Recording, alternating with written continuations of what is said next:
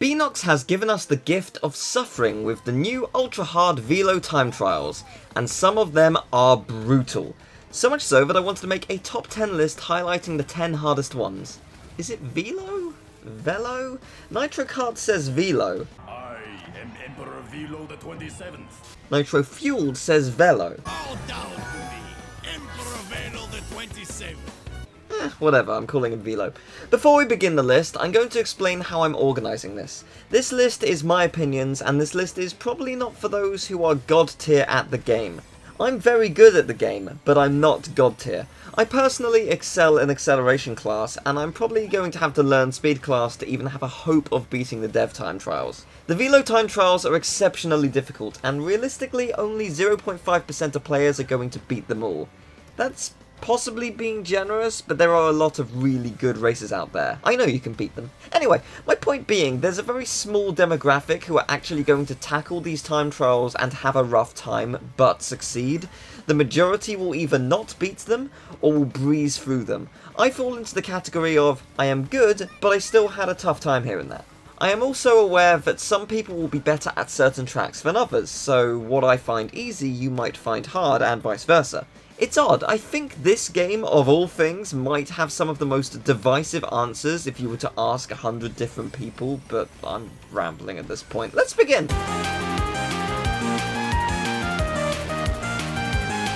Dragon Mines, the track everyone loves to hate. I actually did this one in a couple of attempts, but I probably got lucky.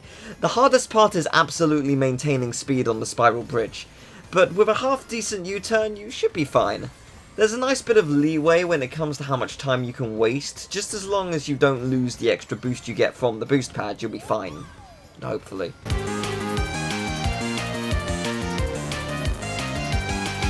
Sylla Speedway at launch was the most disappointing track, since it was turned from one of the best to the worst due to the physics of the track. Now, 8 months on, the track is much better to drive, but there are still a couple of problems with entering the shortcut. The biggest challenge with this track is working out where the barrels are going to be, and there's not that much room to spot them ahead of time, so good luck avoiding becoming a pancake.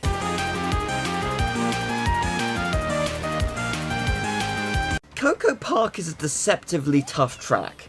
Velo's time is pretty fast, and this is the first time I've ever had to properly learn how to cut large portions of grass without losing speed. As long as you have reserves, hopping will do it. I mean, that sounds so obvious, but I just genuinely didn't know prior to Velo's trial. Anyway, this track demands you to cut corners and not lose your speed anywhere. I'm mildly afraid of the dev time for this one. I think this one's going to be really hard.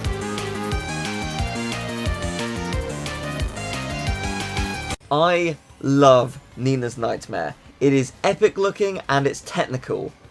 Apart from the fence jump. Oh, you fun little jump. It certainly requires a very specific line, but once you get the hang of it, the track isn't that bad. That jump, and I guess maintaining your blue fire on the final corridors are the hardest parts. Unless you want to count surviving the sleep paralysis Amberley demon. That makes getting through the night a true challenge. Incidentally, if someone creates that in Dreams, I will both love and hate you.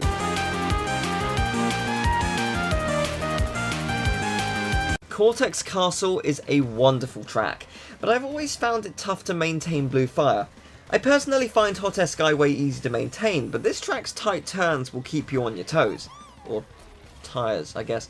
With this one, Velo actually gives you a lot of leeway, so the difficulty is purely in being able to maintain a boost for an extended period of time, like roughly half the track. You don't actually need to go all the way around, so that's quite nice. Good luck with this one.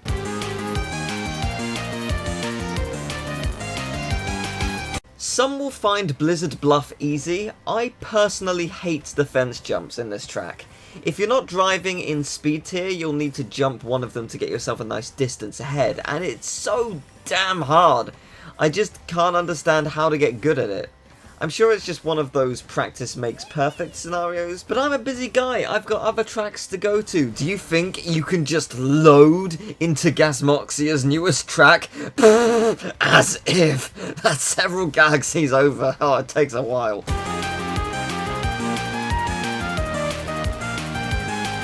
RNG, the track. Deep sea driving is technically not RNG, but it is definitely really hard to avoid rotating fans at high speed. As I'm sure you know, it is incredibly hard to maintain your speed.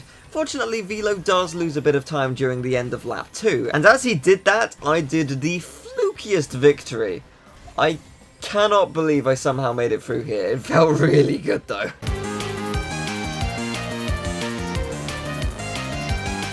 Spiro Circuit is not an easy track to maintain your best boost. It is a very tight turning track with a couple of hazards that can scupper your chances. If you want to beat Velo, you'll need to hit that early boost and never let it go, and I've always found that tough. Yeah, that's all I have to say. Track's hard, yo.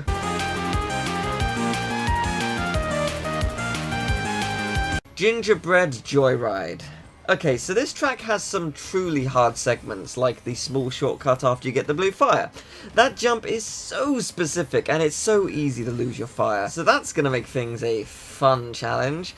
But then you've got those jellies at the end. Their pattern isn't random, but oh boy, I hate learning where they're going to be on the last lap. I hit them 3 times trying to beat this. I don't hate this track, I just don't like the jellies. And that one jump. Or Christmas. Okay, that was a lie. I love snow and gingerbread and it's wonderful. Christmas is wonderful. Now, before we get to number 1, you might be thinking, wait, drive-through danger, is that not on it? It's a pretty tough technical track.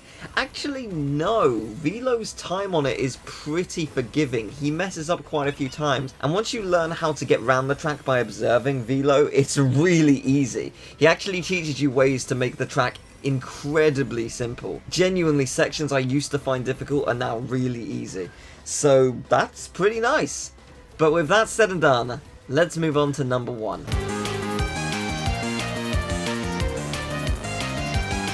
I didn't realise how much I hated Out of Time until this time trial.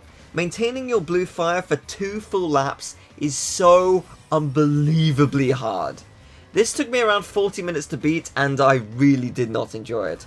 This is the only one I got legitimately pissed off at, and I think it's because of how easy it is to lose your reserves. That blue fire trickles away like my nose when I have a cold, and it is disgusting. Out of Time is not a bad track, but I really hate it now.